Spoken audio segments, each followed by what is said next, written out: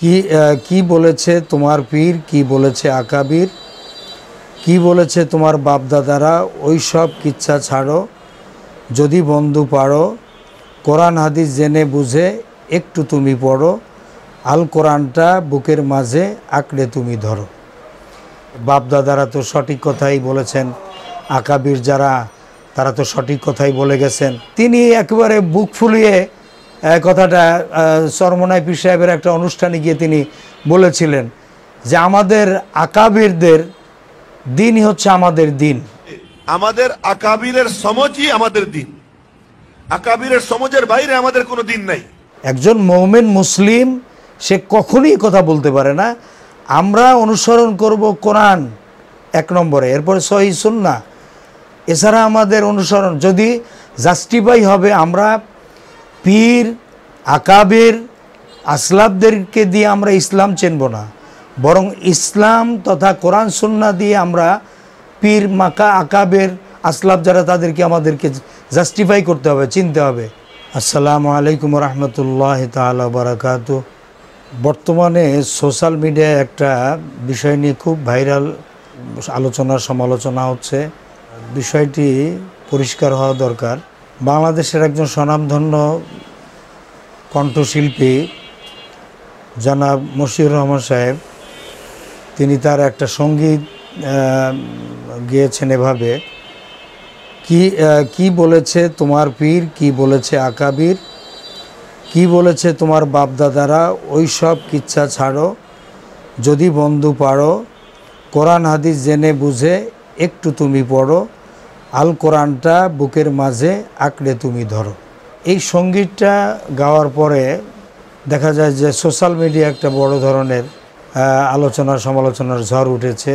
তো অধিকাংশ কোরআন সুন্নাহপন্থী যারা আছেন, কোরআন সুন্নাহকেও যারা ভালোবাসেন, তারা এটাকে অ্যাপ্রিসিয়েট করেছেন, পছন্দ করেছেন এই সঙ্গীতটি। আবার অনেকেই দেখা যায় এটা আবার রিয়্যাক্ট করেছেন, অনেকেই এটাকে অপছন্দ করেছেন এবং এর প্রতিবাদে আবার পাল্টা আরও অন্য সঙ্গীত রচনা করে তার গাওয়ার চেষ্টা করছেন যে বাপদাদারা তো সঠিক কথাই বলেছেন, আকাবির যারা তারা তো সঠিক কথাই বলে গেছেন। এভাবে করে তারা পাল্টা সঙ্গীত গেয়ে এই মশিউর রহমান সাহেবের সঙ্গীতের প্রতিবাদ জানাচ্ছে। তো এই বিষয়ে আমাদের আসলে দেখা দরকার যে আল্লাহ তাআলা কোরআনে কারিমে কি বলেছেন, কোরআনের ফয়সালা কি। কোরআনে কারিমে সূরা আল বাকারার 170 নম্বর আয়াতে আল্লাহ তাআলা বলছেন, ওয়া ইযা কিলা লাহুমুত্তাবিউ মা আনজালাল্লাহু ক্বালু বাল নাত্তাবিউ মা আলফাইনা আলাইহি আবাআনা আওয়ালাউ কানা আবাউহুম লা ইয়াকিলুনা শাইআন ওয়া লা ইয়াহতাদুন। আল্লাহ রাব্বুল আলামিন বলছেন যে মুনাফিক মুসলিম যারা, তাদেরকে যখন বলা হয় যে আল্লাহ তাআলা যেই বিধান যে কোরআন নাজিল করেছেন তা তোমরা মেনে চলো, তখন তারা জবাবে বলে যে আমাদের বাপদাদাদের যে পথের অনুসরণ করতে আমরা পেয়েছি, বাপদাদাদেরকে আমরা যেই পথে চলতে দেখেছি বা পেয়েছি, আমরা তো সে পথেই চলব।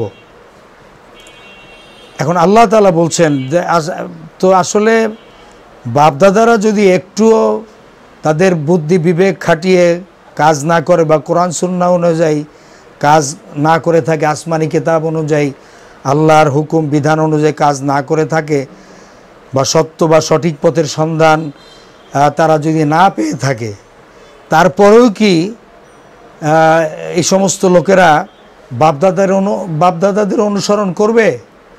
আল্লাহ তাআলা প্রশ্ন করছেন যে আওয়ালাউ কানা আবাউহুম লা ইয়াকিলুনা শাইআন ওয়া লা ইয়াহতাদুন, যে বাপদাদারা যদি সঠিক বুঝ তাদের ভিতরে না থাকে, তারা যদি সহি বুঝ না পেয়ে থাকে, কোরআন সুন্নাহ অনুযায়ী বা আসমানি কিতাব অনুযায়ী তারা যদি না চলে থাকে, তারা যদি এইভাবে তাদের বাপদাদার অনুসরণ করে থাকে, তোমরাও কি অন্ধবিশ্বাসে তোমাদের সেই বাপদাদাদের অনুসরণ করবে? আসলাফ যারা বা আকাবের হচ্ছে বড় মুরব্বী যারা, বড় যারা, তাদের অনুসরণ করবে? আল্লাহ তাআলা এটা প্রশ্ন করছেন। এখানে পরিষ্কার আয়াতে আল্লাহ তাআলা বলেই দিয়েছেন যে আসলে তো বাপদাদের অনুসরণ করা এটা কোনো মুমিন মুসলমানের কাজ নয়। মুমিন মুসলমানরা অনুসরণ করবে আল্লাহ সুবহানাহু ওয়া তাআলা কোরআনে কারিমে আসমানি কিতাবে কি বলেছেন এবং সহিহ সুন্নাহর ভিতরে কি আছে সেটা মুসলমানরা অনুসরণ করবে। সেখানে পীর এবং বাপদাদা বা আকাবের আসলাফ যারা, ওনাদেরকে অন্ধবিশ্বাসী হয়ে ওনাদেরকে অনুসরণ করতে হবে এই কথা কোথাও নাই। আল্লাহ তাআলা এগুলো নিষেধ করেছেন, এটা 100% নিষেধ করা হয়েছে। তো এটা নিয়ে বাড়াবাড়ি করা তো কোনো মুমিন মুসলমানের কাজ নয়। কেন আপনারা কোরআনের বিরুদ্ধে যাচ্ছেন?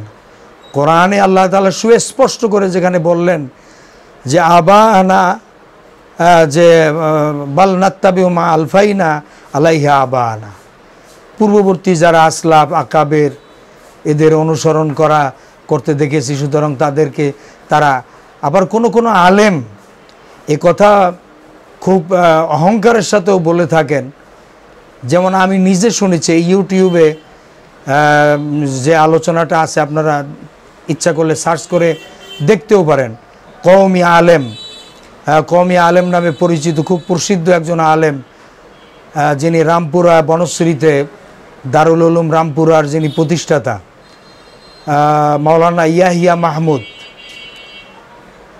ইয়াহিয়া মাহমুদ, যিনি ঘাদানি কমিটির সদস্য ছিলেন, তিনি একেবারে বুক ফুলিয়ে কথাটা চরমনাই পীর সাহেবের একটা অনুষ্ঠানে গিয়ে তিনি বলেছিলেন যে আমাদের আকাবেরদের দিনই হচ্ছে আমাদের দিন, আকাবেরদের দিনই হচ্ছে আমাদের দিন। মুরব্বীদের যে পথ নির্দেশিকা বা তাদের দিন, তাদের সমুজ, তাদের চিন্তাধারাই হচ্ছে আমাদের দিন। নাউজুবিল্লাহ, আস্তাগফিরুল্লাহ। এ কথা কোনো মুমিন মুসলমান বলতেই পারে না, সম্পূর্ণ কোরআনের খেলাফ এই কথা। একজন মুমিন মুসলিম সে কখনোই কথা বলতে পারে না। আমরা অনুসরণ করব কোরআন এক নম্বরে, এরপরে সহিহ সুন্নাহ। এছাড়া আমাদের অনুসরণ যদি জাস্টিফাই হবে, আমরা পীর আকাবের আসলাফদেরকে দিয়ে আমরা ইসলাম চিনব না, বরং ইসলাম তথা কোরআন সুন্নাহ দিয়ে আমরা পীর মাকা আকাবের আসলাফ যারা তাদেরকে আমাদেরকে জাস্টিফাই করতে হবে, চিনতে হবে যে আমাদের মুরব্বী যারা তাদেরকে আমরা শ্রদ্ধা করি, সম্মান করি, কিন্তু যতক্ষণ তারা কোরআন অনুযায়ী কথা বলবেন বা তাদের চিন্তা চেতনা যদি কোরআন সুন্নাহ অনুযায়ী হয়ে থাকে ততক্ষণ আমরা তাদেরকে শ্রদ্ধা করি। যদি কোরআন সুন্নাহ বহির্ভূত কোনো কথা বলে থাকেন অবশ্যই তা গ্রহণ করা যাবে না, অন্ধবিশ্বাসী হওয়া যাবে না। এই বিষয়টি আমাদের পরিষ্কার হওয়া দরকার। আজকের এটা নিয়ে সমালোচনা করা, এই সমালোচনার ঝড় সৃষ্টি হওয়া, এটা তো হওয়া উচিত না।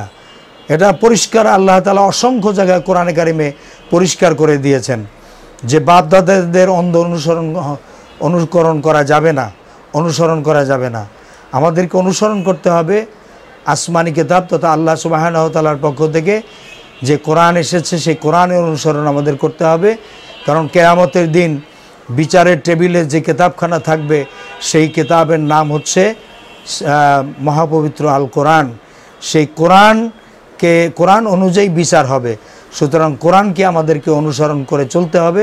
আল্লাহ তাআলা আমাদেরকে সহি বুঝ আমাদেরকে দান করুন, আমিন। আসসালামু আলাইকুম ওয়া রাহমাতুল্লাহি তাআলা ওয়া বারাকাতুহু।